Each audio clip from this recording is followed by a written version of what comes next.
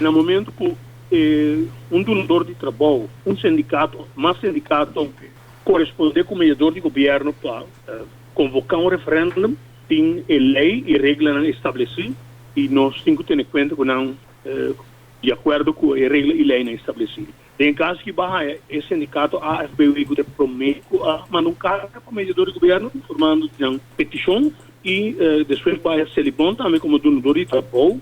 Depois que não se compreender com a gerência, assim, que partido não, e não por o telefone, pois a gerência também pede referendo qual a lei te permite. O processo começa forte no momento que nós põe anúncio no Corão, o sindicato, em caso que o sindicato, dois sindicatos, AFBW e APFO, informado de não decisão para participar no referendo, a lei te pede que não tem que informar por escrito, o que não é assim também.